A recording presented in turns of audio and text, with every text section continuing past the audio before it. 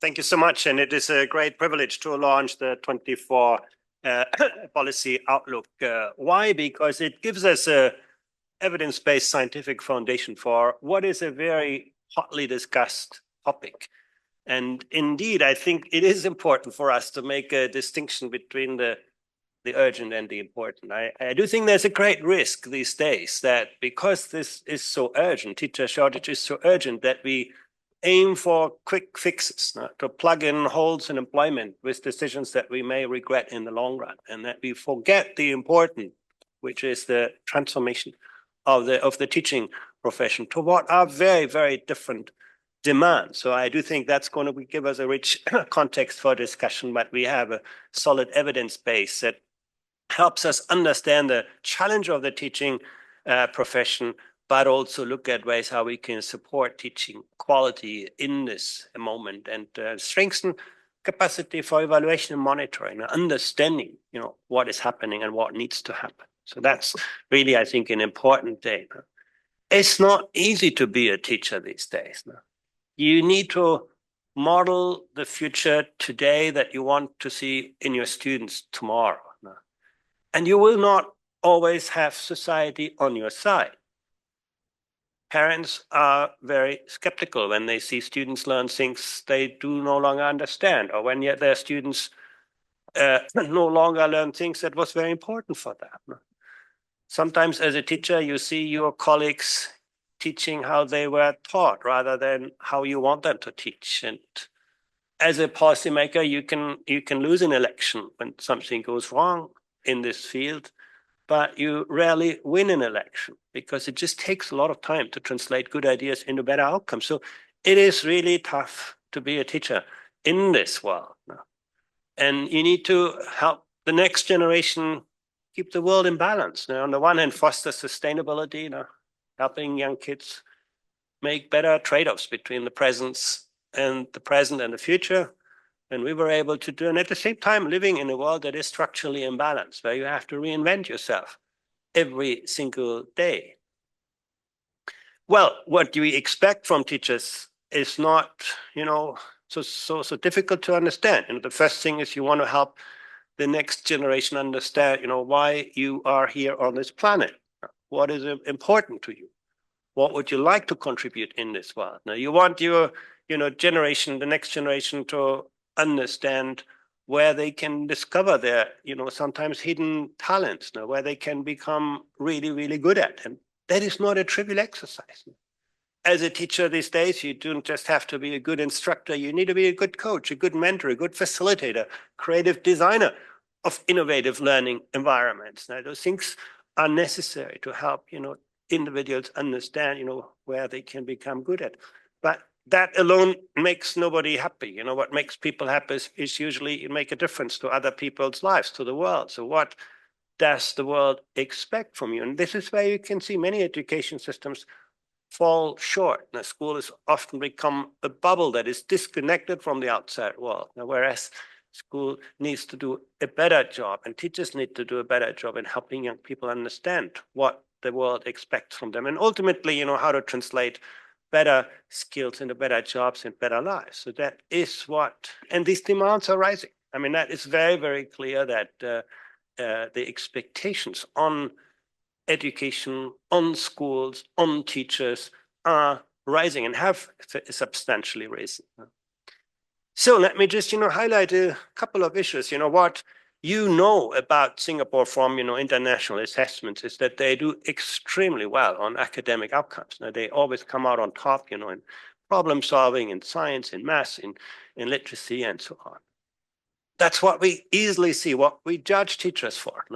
The first thing that, you're expected to do as a teacher, help a young person, become very, very good at those kinds of things. But, when you scratch the surface, you can see Singapore still has some big challenges to address. The orange bar, psychological well-being, sense of belonging, student identity is not that great in the case of Singapore. And this is what you're expected to work on as a teacher today. Parents, students, everyone expects that you find good balance between the well-being of students and academic performance. Emotional resilience. Singaporean students have a hard time to adjust to changing circumstances. They have a hard time organizing their life beyond school, the school leisure balance. So again, and those are demands that we place on teachers. You can look at the, almost the mirror image of Singapore, Albania. They get 10 out of 10 points on psychological well-being. They are the happiest children that we have among all of the countries. But you can see they struggle with academic performance. So it's another kind of, set of challenges that teachers in this country face. And some people will say, well, maybe we have to make a choice. Either we become all like Singaporeans, we do very well academically and end up unhappy, or like the Albanians, we focus on well-being and then we compromise academic performance. But, it's interesting. It's interesting when you look actually at Denmark. You can see it's a country that has got pretty much everything right. Now you can see they're doing pretty well academically. Kids are happy. They show a good level of agency and engagement. Now the green bar, kids know how to mobilize their cognitive, social, emotional resources. They know how to do things because in education, they do things in instruction. They do the experiment rather than just listening to teachers, talking about an experiment. They're resilient kids. They have good social relationships. They're open to different ideas and perspectives. So, it is not an impossible task. We can see actually, and Denmark is not the only country. We see a handful of countries that have become pretty good at developing balanced outcomes. But what is very clear is that from a teacher today, you expect more than the yellow bar. You expect more than just delivering academic performance. You expect them to really take care of all of that. And that makes this job incredibly challenging because our support systems for teachers have not very much evolved. They're still very much focused on the top line. So let's look at why this is so important. Let's look at some of the future trends that teachers will see in the classroom. The first one is one that we see, very clearly around us, in this country, neighboring, you can see all this armed conflict on the rise. And in other world regions, it's something that has happened for decades. So, and these things end up on the doorsteps of classrooms. In terms of migration, you can see very clearly labor migration, asylum applications, they are on the rise. And once again, that ends up on the doorsteps of classrooms. And sometimes we don't make it either. The way kids are assigned to schools sometimes concentrates those issues on specific classes, to specific schools, making it really, really hard for teachers to manage. But it is the new reality. And those kinds of forces also lead. Look at the rise in protectionism. We going to a world that was interconnected to a world where we're building walls. The kind of me first attitude that we have in our economies, building silos, building walls. And once again, you can see that reflected in your classrooms. We see that young people have a much greater propensity to move their jobs. Today, you do not educate for a specific work. Learning is the work. And the capacity of your students to learn for jobs that have not been created, to learn to use technologies that have not been invented, to address social problems we cannot imagine, is becoming the key, and not being siloed in a specific jobs. People are quite ready to move now. Very, very important kind of insights now. Inequality, for a long time, it looked that, between country inequality has risen. Now it's declining, and that's maybe the fruit of, an interconnected world. Countries have become more equal, but within countries, we see rising inequality, at least over the last decades. And this is, again, translating into, social inequality, and social inequality translates into your students coming from different backgrounds in your classroom, rising heterogeneity. It is a reality that you're going to see as a teacher directly in your classroom, increasing kind of student diversity. Some people argue, democracy is in decline, voter turnout diminishing. Maybe that's not the only way of a democracy, but certainly one indicator. And once again, economic polarization, skills polarization, democratic kind of polarization are all interconnected. And to some extent, you can see that in voter behavior.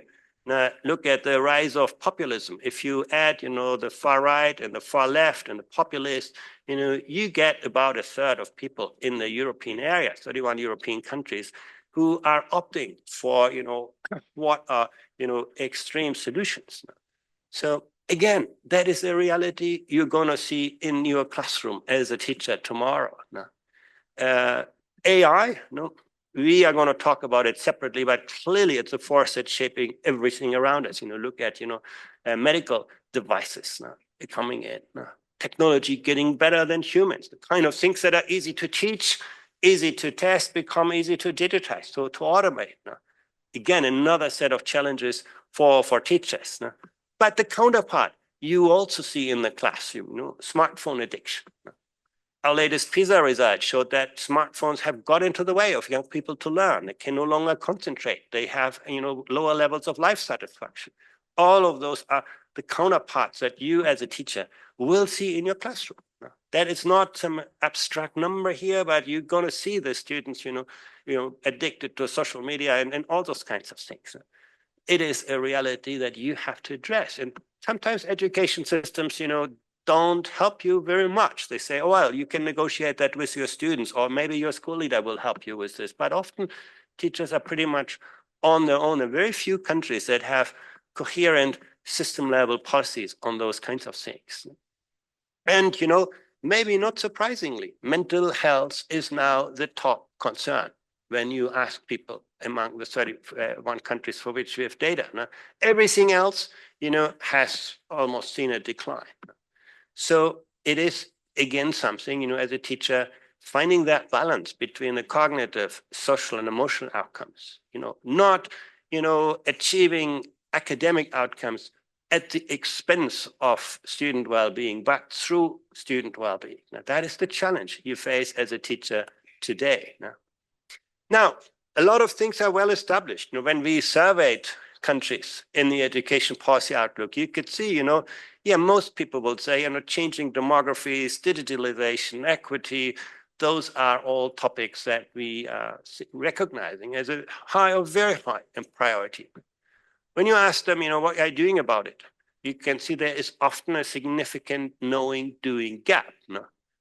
Demography is the most surprising one. Demography is not a surprise. Actually, we know how many children are born. We know where people move. We can actually predict, teacher demand pretty well, but, we're not doing that often. Or look at, the gap on health. Look at the gap on international conflict. There is great awareness about it, but little preparation. There is this knowing-doing gap, and that is what our policy dialogues are about. To share good experiences and practices on how we can close those gaps, ensure that what is important actually is reflected in the actions that we do take. Let me just, highlight a couple of challenges. The first is that we see across the board pretty much that, the share of low performers is on the rise. And that is a real concern. We don't see, dramatic changes in average outcomes, but we see a polarizing of skill distributions. Now, when you look at the share of people who do not even reach the baseline in proficiency. Teacher support, also, we have some really interesting data just, published very recently. You can see, and it's not surprising, when your student feel intimidated by your teacher, you're probably more worried about doing well in math and science and anything. Or when you think that your teachers at your school are mean towards you. But on the positive side, you can see that there are many ways in which the quality of relationships between teachers and students diminish students' anxiety. We often have that sense, schooling is too tough on young people. We ask them to solve too difficult problems. We see no relationships between the demands placed on students and their anxiety. That is a simple myth. The relationship comes through the lack of teacher support. So the question is how you can build that culture of high demand, high support. If students believe, my teachers will be excited when I come back in 3 years to see them, those students are less worried about math. And it's, again, quite intuitive. If you feel that your teachers know who you are, if you feel your teachers, know who you want to become and support you on your journey, you'll probably be much less worried about solving problems that you do not know the answer for today. So it's quite intuitive, but very important for us to see those kinds of pictures. And often, education systems lack effective support. The more frequently students experience their teacher to be supportive, the more they show proactive learning behavior. What I mean by this is basically learning behavior where students can set their own learning goals, where they can manage their learning processes, where they have ownership over what they learn and how they learn and where they learn. That's what you want to achieve.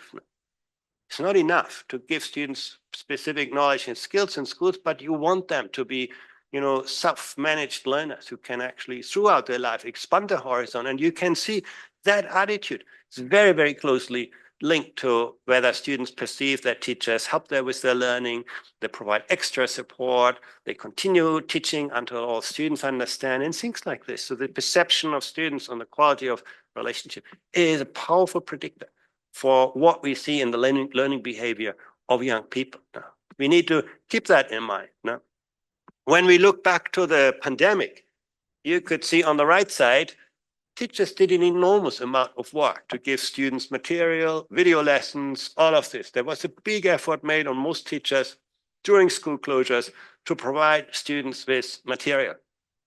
But when you look at the kind of things I just mentioned, the quality of social relationships, you can see the bars get much shorter. Look at the last one. During the pandemic, you had only 13% of students who say, my teacher asked me how I am. Not a difficult question to ask, but one that got lost in education that becomes increasingly transactional, where we actually focus very much on, pushing material onto students, but not on building that level of support that children and youth need and look for these days. And that predicts the kind of learning behavior you want to see. So this is really what I think teaching for tomorrow is very much about. Just a brief reflection on teacher shortage. You can see when you look at data from 2015 and you compare that with 2018 and 22, in most countries, the perception of teacher shortage has become a lot worse. In many countries, more than double. And that's not necessarily always the reality. That's just what school leaders perceive. There's a bigger problem now than there used to be in the past. But what you can see is that it is real. You talk about, in many countries, half of the school leaders who say there is teacher shortage to an extent that we can no longer give proper instruction. We, misallocate teachers from across subject areas and lots of things like this. So the problem has become, certainly bigger. And when you look at, where do people go? You can see in the education policy outlook, it's no longer retirement, that's the dark blue bar, but it's resignation. People just look for other jobs. Now, it is not so clear to what extent that is a problem.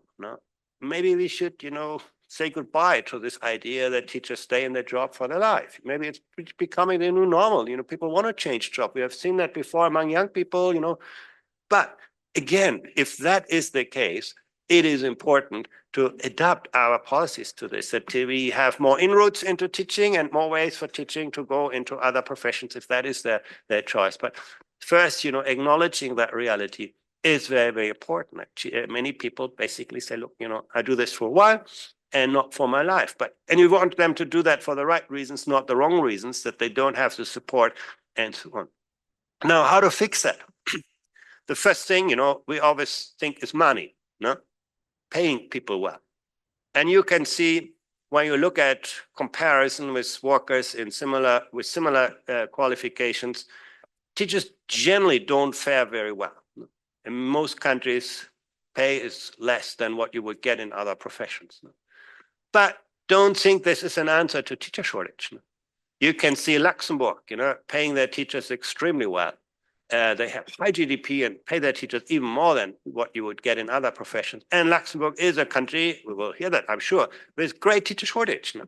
So money hasn't been helpful. Finland is a counterexample. They don't pay their teachers well, but they have 8, 9, 10 applicants for every post.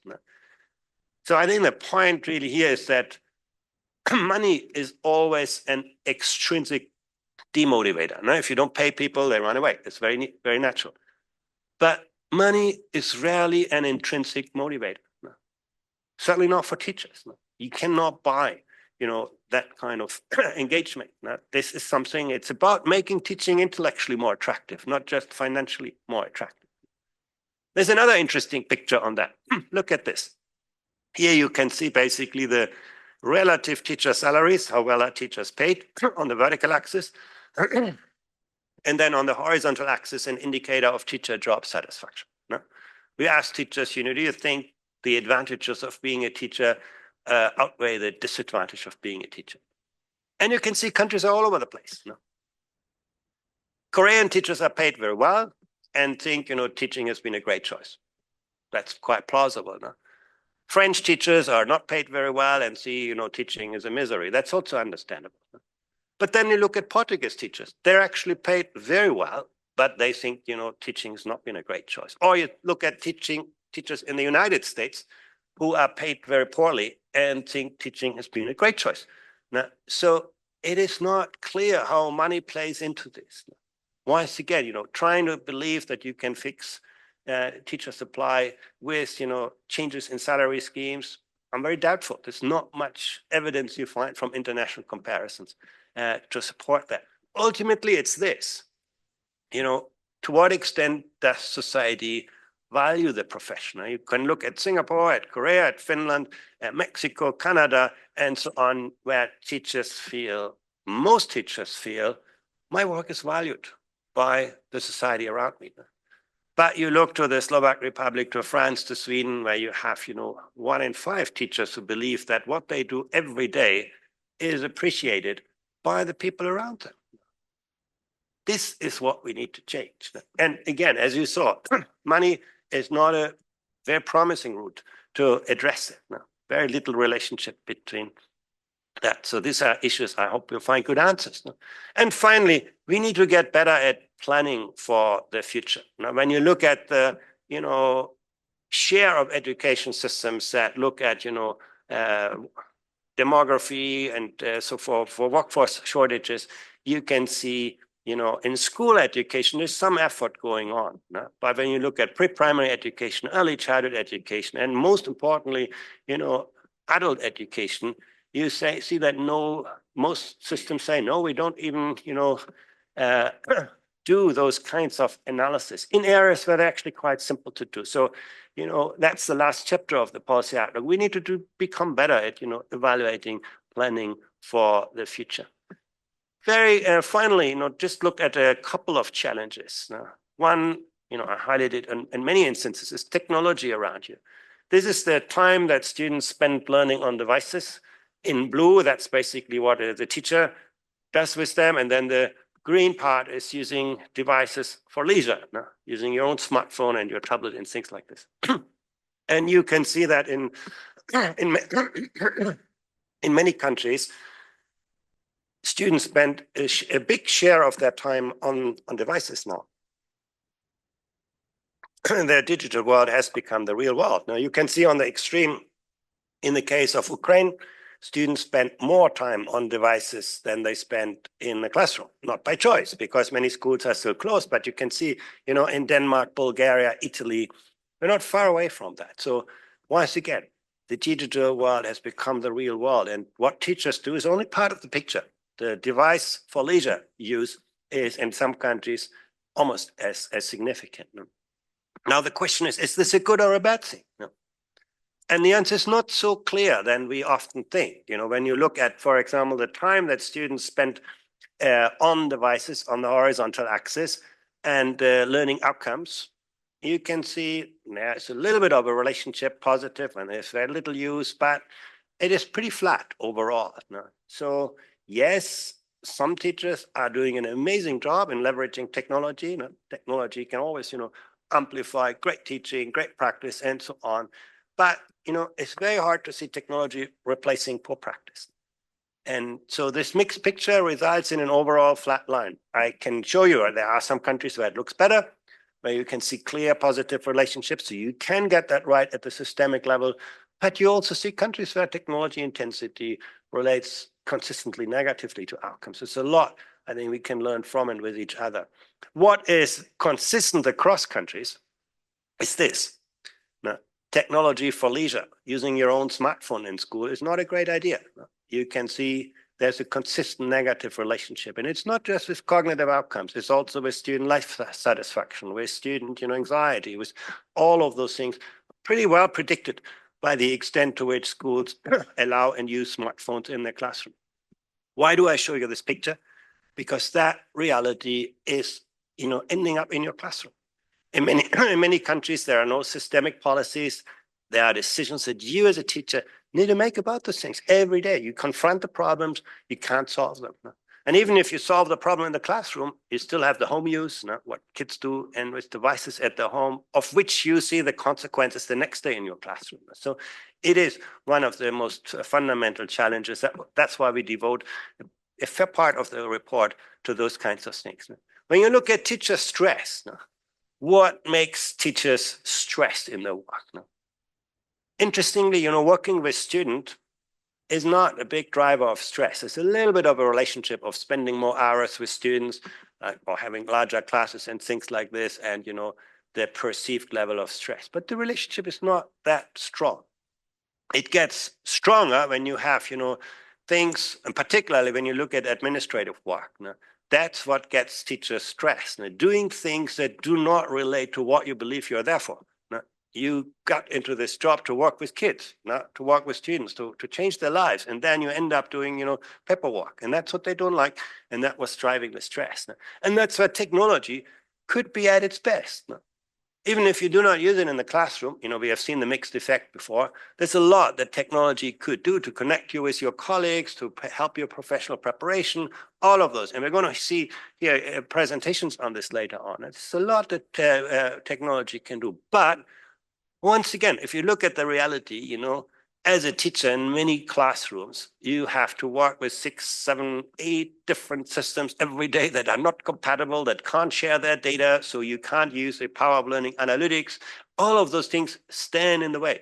So once again, the promise of technologies and the realities in the classroom can be very different things. Now, often things do not work. Right? Technology can be a great aid to help you, make learning more granular, more adaptive, more interactive. Why would you listen to your teacher talking about the result of an experiment when you can do that in a virtual laboratory? All of these things are possible.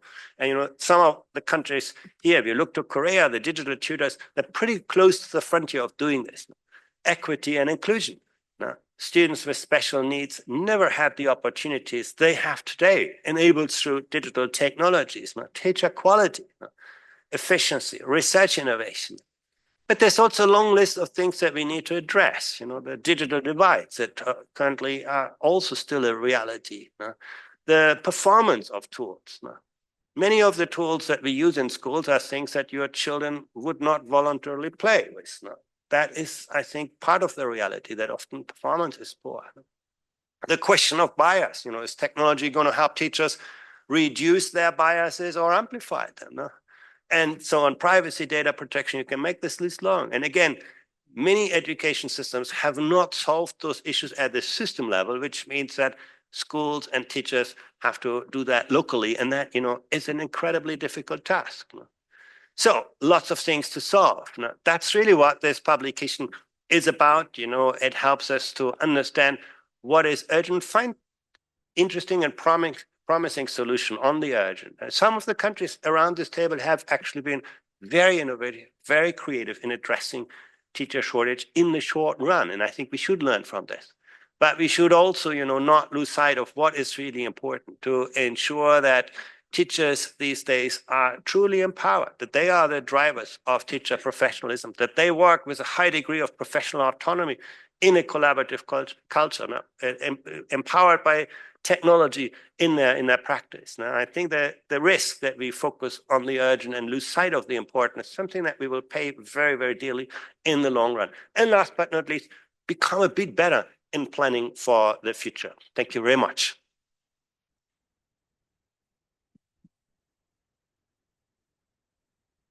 Thank you very much, Andreas, for giving us the big picture and these global trends for the coming 5 years, and especially for the development of this report and for the publication. I will now invite Wong Siu Hong, who's advisor to the Ministry of Education from Singapore, to take the floor for your reaction to this presentation and also to share with us the Singaporean experience.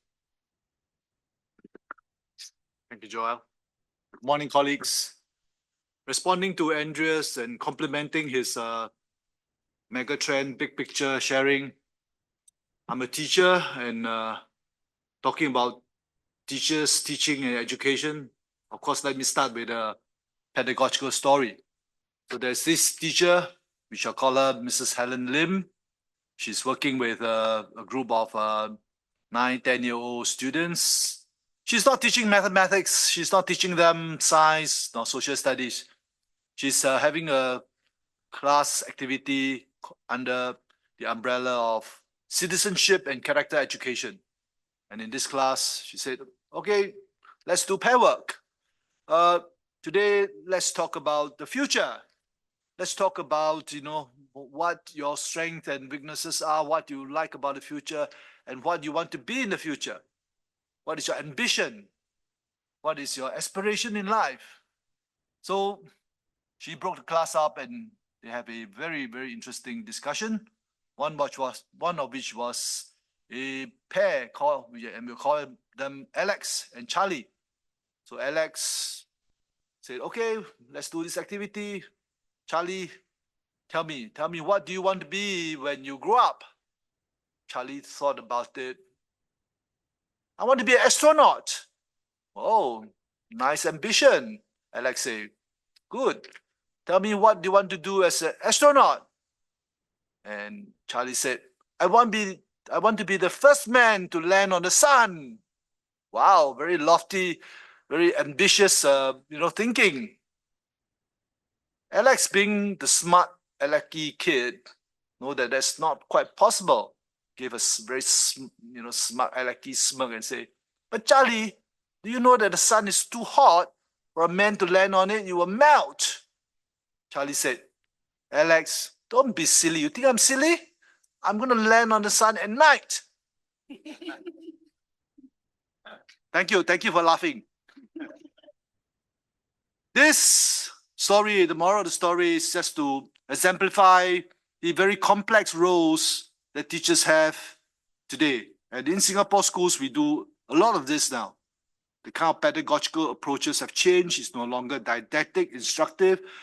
The teachers are employing all kinds of pedagogical repertoire to engage the students, to help them think, help them talk. We're talking about creative ideas. We're talking about critical thinking. We're talking about communication skills as demonstrated by Alex and Charlie. We're talking about, helping them discover themselves, the social emotional learning and the competencies that we want out of our students. So it is a very, very complex world, a very different types of expectation and almost a revolutionary change in the kind of roles that teachers are expected to play in the classroom. Indeed, based on Andrea's presentation, I think we're all quite convinced that the world is changing very rapidly. We are facing a VUCA world that is volatile, uncertain, complex, ambiguous. And how do we prepare our students to grow up and to thrive in that kind of future? The teacher is key. We need our system, the curriculum, to be forward-looking, to focus not just on strong fundamentals of literacy and numeracy, and that's what we all can do, have been doing, but also on elements like character, strength of character, resilience, adaptability, on social emotional learning, on social emotional competencies. You know yourself well, you know your friends well, you know how to relate to everybody else in the world, but also what we call future learnings, the 21st century competencies of communication skills, of info technology skills, of creative and inventive thinking, of multicultural literacies, of civic literacy, and the whole works that will determine how well our students can thrive in the world if they not only have the strong fundamentals, but future competencies of the type that I am alluding to. Very, very tall order. How do we do that? Teachers is, of course, key. We are trying to revamp the teachers' work in the classroom. We are trying to develop new sense of identity of teachers, not just as I am the math teacher teaching you mathematics, but I am the mentor, I'm the coach, I am, helping students grow in holistic ways in much more multifaceted world to get them ready for a very, very, very complex world. That call to action is indeed a difficult one. And in Singapore, we have spent the last 30 years working on major and massive teacher policy reforms to try to get to where we are today. Number one, recruiting the best and the ablest to become teacher, a very difficult task.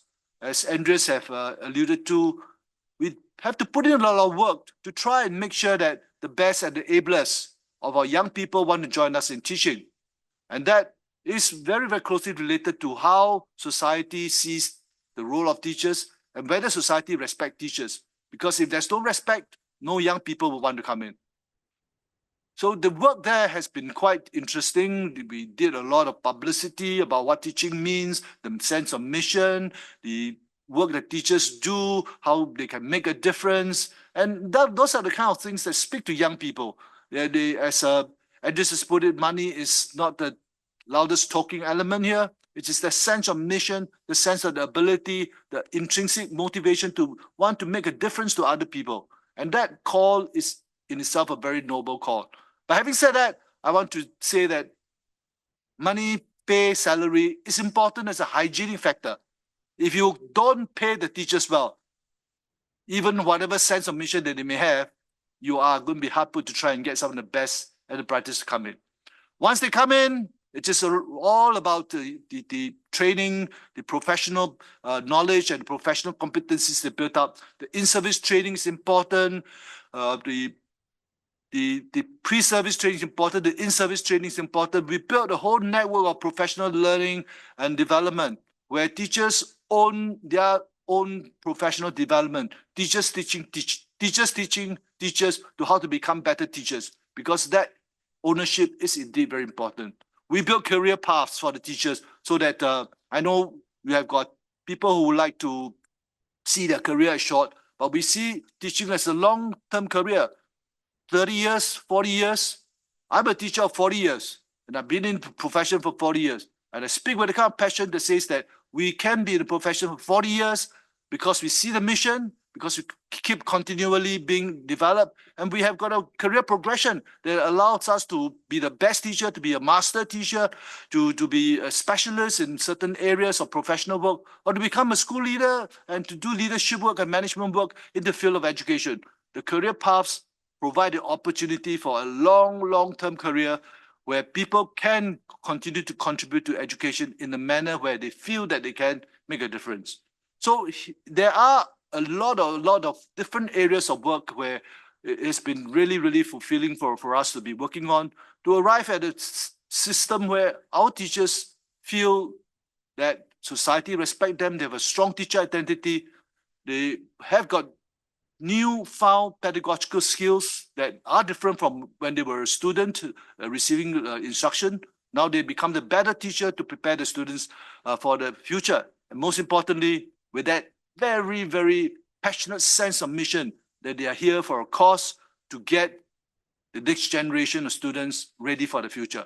So on that note, this is what we've done in Singapore. I'll be more than happy to engage all of you and talk further about some of the details of the work in later sessions throughout the day today. Thank you.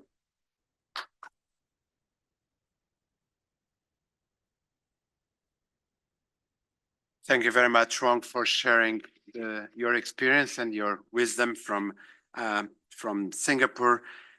We now move to a panel discussion with the participation of the chairs of the 4 committees at OECD.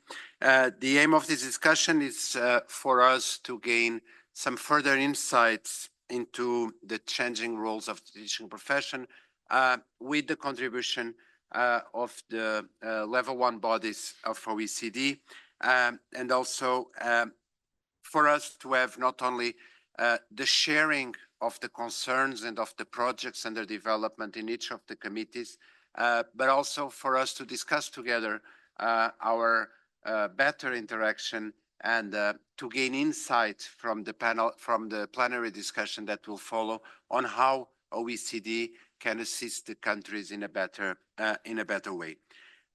So this panel will be composed by myself. I'm sorry, it's a different hat in the next 5 minutes, by Mr. Wong Si Wong, again, now with a different hat as chair of the Thales Governing Board, by Ms. Michelle Brunix, chair of PISA Governing Board, by Jeroen Bax, vice chair of SERI, and then I will invite again Andreas to provide also a reflection from the OECD Secretariat on this topic. So let me start as chair of EDPC and share with you some of the main projects and areas of discussion and concern that we've been having at the Education Policy Committee. Of course, I could start with this event. I could start with the ministerial, the education policy reform dialogues, and the preparation of the last and next ministerial is one of the main areas of action of EDPC. By sitting together the country delegates from all the OECD countries and also associates and observers, we have an excellent opportunity to share, to discuss policy, but above all, to prepare these meaningful and substantial meetings where we can address the heart and core of the policies that have to be developed. Many times we think of OECD as just a data provider. EDPC collects data and then publishes reports with data, but we've moved beyond that role. We are at, and this is something that EDPC is requiring, is that not only we have these loads and loads of quantitative data, but we also have more and more qualitative discussions. At the last two committee meetings, we organized a tour de table for all the countries to express their burning issues, and also in the development of work together with the SERI Governing Board and with the other committees, we have been identifying new pathways for OECD to work together with the countries and to work for the countries and with the countries. And it is very obvious that we are seeking more guidelines, more orientations, more reflection, not only on what works, but how to do it, on the implementation, on the effectiveness, on getting from general and common policies to what actually works in each classroom, on work together with teachers and with students. And for this reason, I'd like to highlight in my 3 minutes, I have to be mindful of my own time because now I'm moderating myself, which is a difficult role. But let me start with a bit of history. Thales, and let me make a link with your work, Wong. Thales is a unique program in international organizations because it's made only of teachers' voice. And the father of Thales is EDPC with the project Teachers Matters a long time ago. And it was the observation that we could not discuss the teaching profession without the insights of teachers themselves that Thales was born. But I'd like to draw your attention to not being exhaustive, some of the projects that are being developed under EDPC. The very important set of work and reports that are regularly published on resources, especially on digital resources and human resources in education.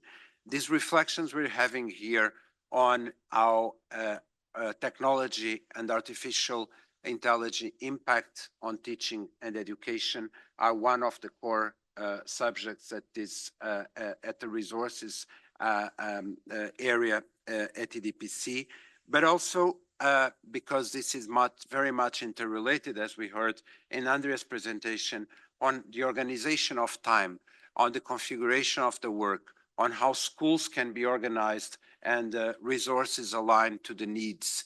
And these not only comparative reflections, this is about comparisons, but this is about collecting evidence that can help us in knowing what is effective.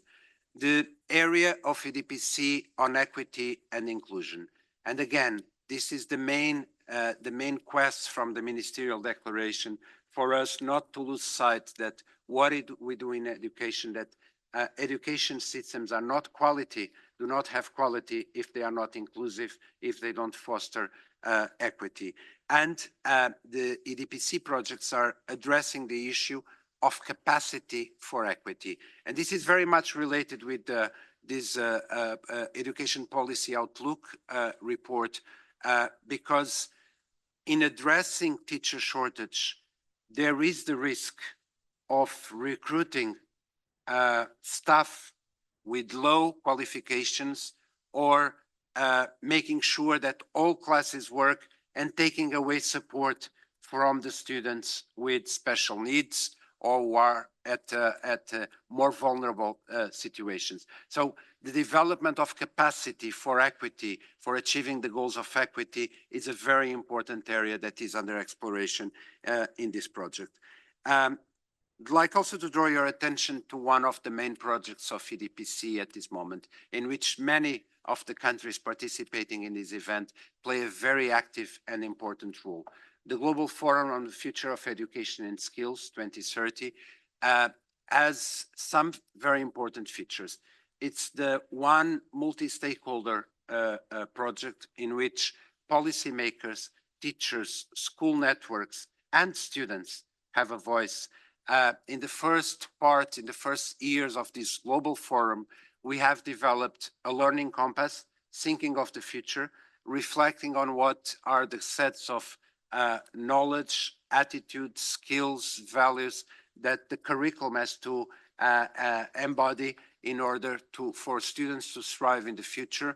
And this led to the definition of a learning compass that is now being complemented with a teaching compass. So the discussion right now is, what is the profile of teachers that we need in order to make sure that the learning compass is followed by preparation of teachers to address these challenges that Andreas also mentioned. We cannot talk about equity without talking about the very important role of early childcare and education.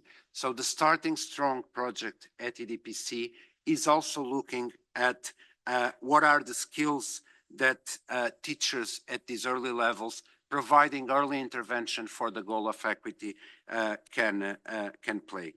And finally, I would like to mention the ISTP Forum, the International Summit on Teacher Profession. It's the only forum that sits together ministers and teacher unions. It's a very productive yearly meeting, which I very much encourage all of you to participate, because it's another moment in which teachers and ministers speak face to face without the pressure of having the media waiting outside to hear two different voices, and progress can be made. So these are some of the areas of work at EDPC. We learned during the pandemic that no machine replaces the human relationship in teaching, but we know that technology is out there and it has to be a help, not a replacement of this very unique human relationship that teaching and learning is about. And I'd like now to invite Wong Siew Hong to share on the TALI's inputs to our debate. Thank you. So I'll now change my hat to as chair of the TALI's governing board, and to sell to you what TALI's has to offer, particularly in helping all of us work on our teacher policies and our teacher policy reforms. The most fundamental issue or the offerings of TELUS, as Joy has put it, is the fact that it captures the voices of teachers from almost 50 countries and over a whole array of subject matters that are close to the teacher's heart. We survey them on, their teacher identity, survey them on their attitude towards the work. We survey them on how they see society value them. We survey them on their practices, and we survey them on many, many aspects of their work, their workload, and that set of data therefore provide very, very rich insights, not just of our own country, but I think the fact that we have got internationally comparable data is of great value when we are thinking about teacher policies. So just to give an example, in Singapore, we use the TELUS data to the hilt. We study every line and we look at every micro issue that TELUS has come up for us to benchmark our work and to evaluate them vis-a-vis other countries as well as the work that we've done over the last 30 years. Just as a very simple example, we had mounted a massive mentoring programs for young teachers, for beginning teachers, sometime in 2009. So we wanted to find out if we are effective, if it's been efficacious, because we put in a lot of effort in terms of drawing up the analytical framework, getting teachers, senior teachers trained as mentor, then pairing them up with beginning teachers and really offloading some of these teachers the time and the opportunity to be working with the young teachers. The kind of investment that we put in for the mentoring program is not insignificant. So how did we fare? And TELUS told us that we had almost 75% of our teachers saying that they have participated in mentoring and that it has been beneficial for them. And we contrast that against international comparable data, and we have shown ourselves to have done well, worthy of the kind of investment that we have put in. So what I'm trying to share with you here is that the TELUS data is indeed a very, very rich set of data, and we can really, investigate so many issues, mentoring just being one of them. So I will offer to you the TELUS data from the past, as well as the launch of the new TELUS data that will come out from the 2024 study and cycle, which will be launched by October this year. Do take the opportunity to use that really as an opportunity to look at the data against how your policy reforms on teachers have or have not worked. Thank you very much. Thank you, Wong. I will now give the floor to Michelle Brunix, Chair of PISA. Please, Michelle. Thank you so much, and good morning, everyone. I'm going to briefly share with you a little more insight around the 2022 PISA data. And the first one I want to talk to is really around the concept that Andreas raised around teacher support. And in 2022 PISA, students were asked about what support they received from their teachers in their mathematics lessons. And as an old maths teacher, a very important thing to be able to do is to reach out and support a whole range of students. But when I look at the questions that we've asked, it really goes to the heart of the profession. And that is that the teacher shows an interest in every student's learning, that the teacher gives extra help when students need it, and the teacher helps students with their learning, and that the teacher continues teaching until the students understand. And when students responded to that, what we saw in the PISA 22 results is that that teacher support is associated with students' higher performance, less anxiety, the proactive learning behaviour, more controlling one's own learning, so how to pay attention, and a higher motivation. And that's incredibly important. I think that really goes to the heart of the profession. I think what we've also seen is a decline in teacher support over the last decade. And again, just reflect back on the slide Andreas had around the increased administrative load. the increase in compliance, the risk assessments, the program planning and reporting requirements that systems often put, and that takes teachers away from really their heartland. Another exclamation could be associated with the teacher shortage. And we know that school principals in 2022 reported a greater teacher shortage than experienced in 2018 in many of our education systems. However, when you look at student-teacher ratios, they were pretty stable. They perhaps even declined between 2018 and 2022 in most countries. So there's questions about principals' increased concern about teacher shortage may not have been because of a pure lack of the number of teachers, but maybe a whole lot of other reasons that sit behind teacher absenteeism, the quality teaching, an increasing number of students who need help, the digital distraction and taking teachers away, the changes in the role of teachers and expectation that communities put on teachers. The second issue I want to briefly talk to is about the use of digital resources. And we know that being able to tell if information online is credible and having good quality information is critical for navigating through an increasing digitised world.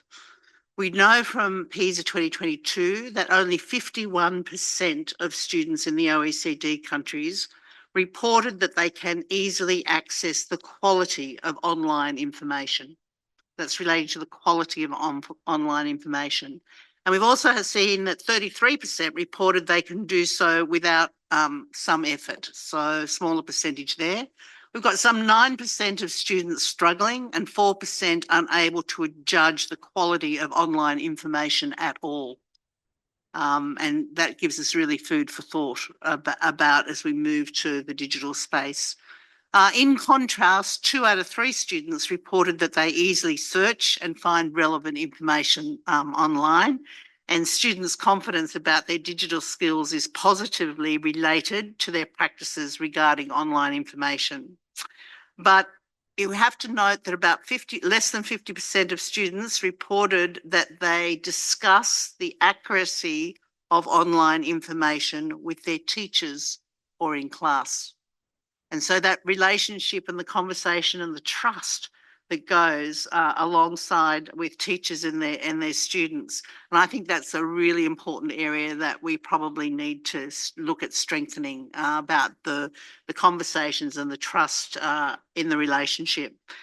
Students who believe that teachers in their schools, good news, they believe they have the necessary skills to use the digital devices in classes and are more likely. So when students believe that their teacher has a good set of digital skills, they're more likely to check the accuracy of the online information that they're drawing from. And I think that even holds true after accounting for students and schools' socioeconomic profile and students' performance in mathematics. So students believe that their teachers have sufficient digital literacy seems to be an important factor in their own digital literacy development. And finally, most students reported that teachers at their school have good digital skills, but there's a wide variation. So our colleagues here in Singapore, about 87% in Singapore agreed or strongly agreed that teachers have the necessary skills to use digital devices, while around 50% of students in Germany reported so. So I think the PISA 22 is another source of really strong evidence to support the notion that teachers are essentially developing students' digital literacy, and schools must prioritise equipping teachers with the necessary skills and resources to effectively integrate digital technologies into teaching practices. That not only enhances student traditional learning outcomes, but better prepares them for the complexities of a digital age. So incredibly important. The relationship in both of those aspects, both the support of teachers and the use of digital and the quality of the online accuracy is really, really important in leading to better outcomes. Thank you. Thank you, Michelle. I will now give the floor to the Vice Chair of the Surrey Governing Board, Jeroen Baks. Jeroen, the floor is yours. Thank you, Harold. And first of all, I want to excuse Harold Hislop here as chair of SARI, but I'll do my best to replace him as best as I can. I want to start by echoing what Paulo said in his opening statement. There's a consensus here around the table that if we want good qualitative education for all pupils, that we are in need of strong, competent, motivated, engaged, and enough teachers. And let that teacher profession be under pressure, as we learned from Andreas' presentation here, by shortages, but also by many societal changes that put pressure on the profession. And I want to refer here, as I represent SARI here, of course, to the important work of Reshaping Education and the 21st Century Children projects that provide us insights on mega trends that are coming to us and that will change, will have an impact on education and on the teacher profession. Now, SARI has a long-standing tradition in research and innovation projects on teachers, teaching, training of teacher training and professionalization, and I have too much information. I could fill here the whole session. I won't do it, Diana, don't worry. But I'll keep it to two major policy lines that are, for me, crucial to find a way out of this conundrum on the long run. And the first one comes out of the recent project, New Professionalism and the Future of Teaching. And that is, we learned from that project that it is very important to give teachers the chance, the space to develop themselves as real professionalists.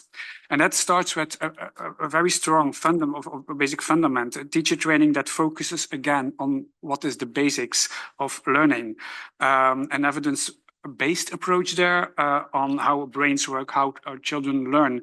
And I'm happy that cognitive psychologists are back have again a voice in the debate on education. And I was also happy to see that this item, how humans learn, was on the agenda of the joint EDPC session we had last Wednesday. But the complexity of the teaching profession is not in how children learn, but in to bring this learning into practice, of course. And from SARI projects as governing complex education systems and strategic education governments, and more recently strengthening the impact of education research, we learned that education is a complex system where there are no direct solutions that always work to address all challenges that teachers face in the classroom. It is important then that teachers can make choices that ideally are drawn, of course, to a multitude of information, in the first place, evidence from research, but also taking into account context elements as school and pupil characteristics, the specific learning conditions, and of course, their own professional experience. So teaching, therefore, cannot be led by a simple recipe book, and teachers, from my perspective, therefore, can never be, and I also mentioned that, can never be replaced by learning platforms, computers, or not even by AI in the future, I think. Now, teaching asks for an evidence-informed approach. This implements that next to the robust basic teacher training, we have to invest in more research on learning practices and the knowledge brokerage agencies that translate knowledge towards teachers. But we also have to stop, I think, and that's also what the New Professionalism project learned us, to stop to prescribe what teachers should do, to take away all the professional autonomy with standard textbooks, with top-down developed manuals, and with giving them lots of administrative burden that takes away their time from what is their core job, teaching. So from teachers on the other side, we learned that we can ask to be more open to new developments in society, to be more resilient to these new developments, but also to be more self-reflective on their own professional handling, because that's the essence of being a professional, being good educated, to invest in your own continuous professional development, and to have an open, critical mind, critical about all new education and also the existing practices, but also about yourself and your own professional performances.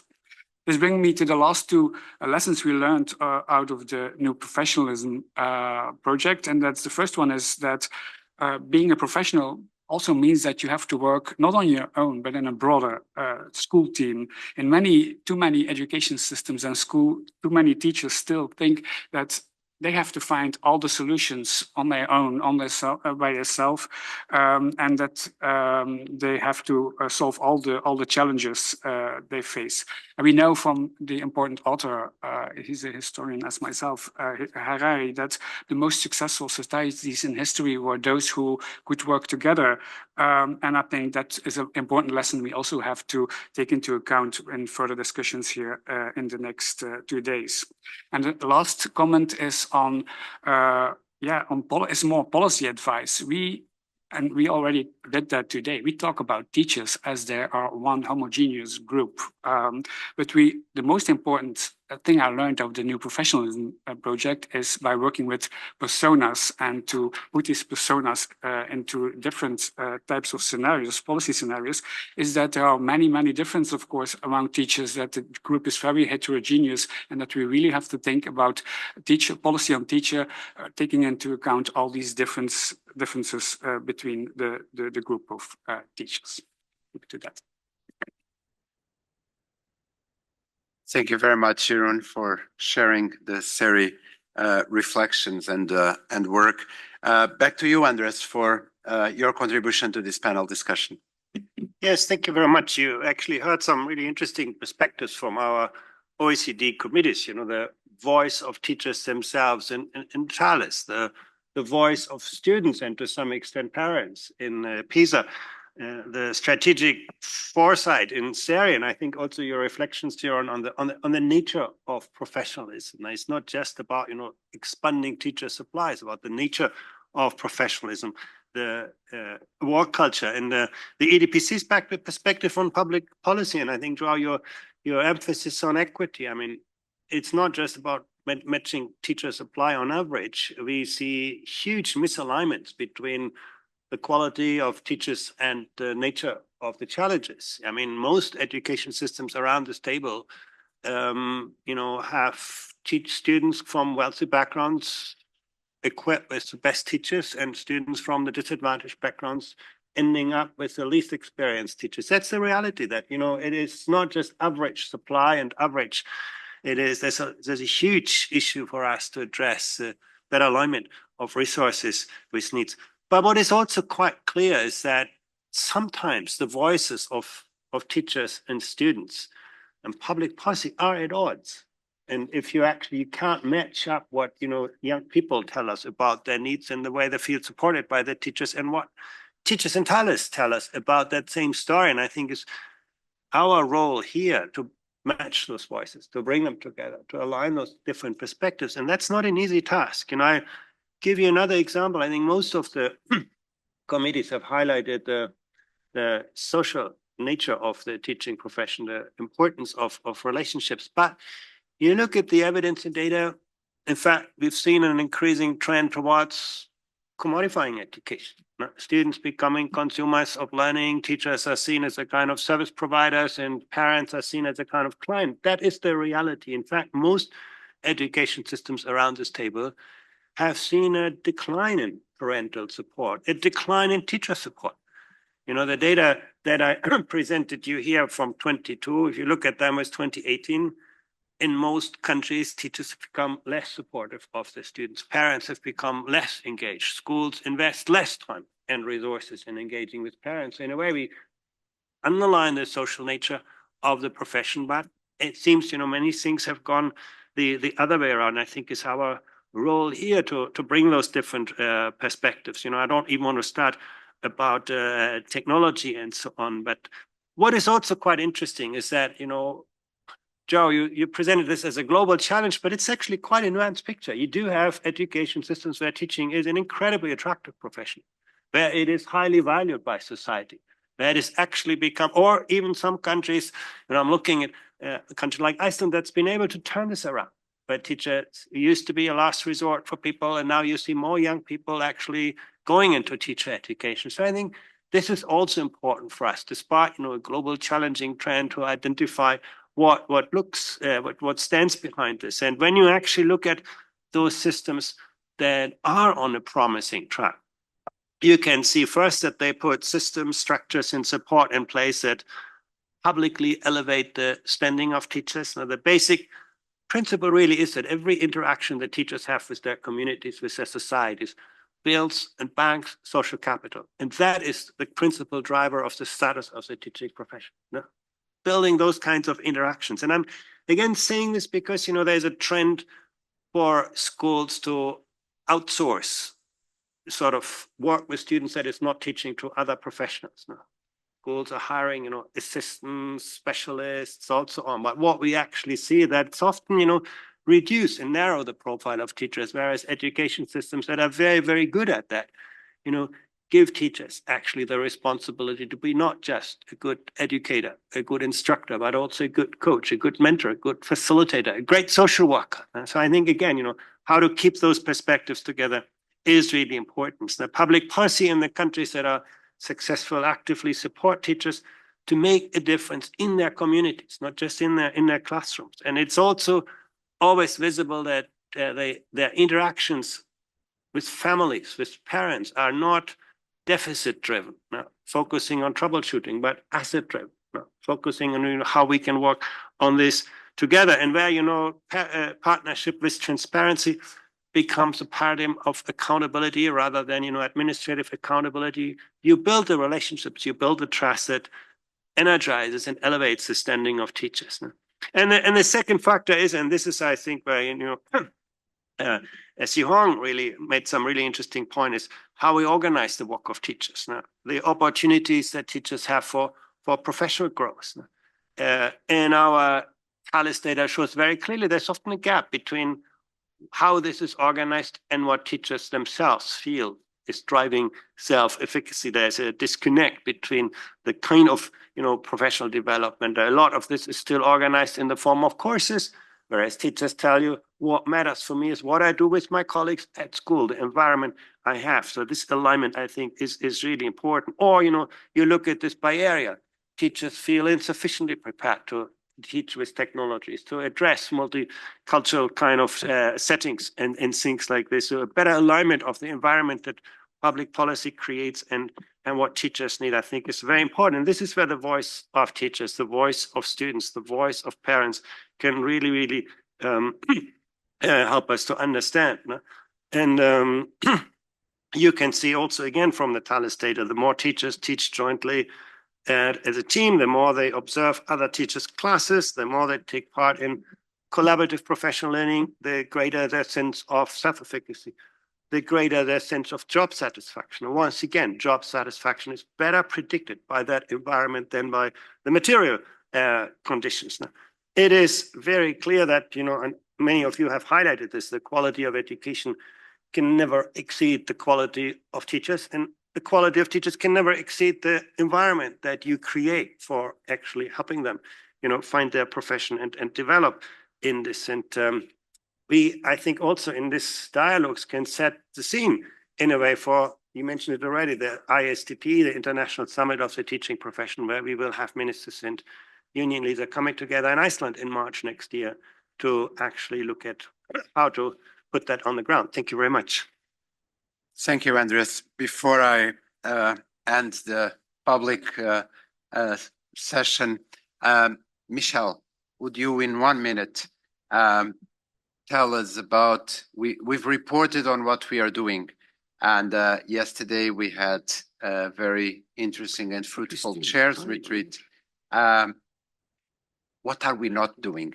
What are the blind spots that emerged at our conversation in which we could move forward? Thank you. I think some of the things are closer collaboration between level 1 chair work and how we can better get synergies between the work that makes sense for education systems out there. One classic example, when we talked about social and emotional skills, and we talked about the way in which we report data, and how in PISA we report the maths, the science up front, and then we lag a bit on the other. The important bit of actually doing that as a wholesome thing gave a much fuller narrative and picture for systems, and sent certainly important messages about the valuing of those things. We talked about subgroups and how we can look at data. We talked about strategic alignment between some of the planning and future work that we could engage in together.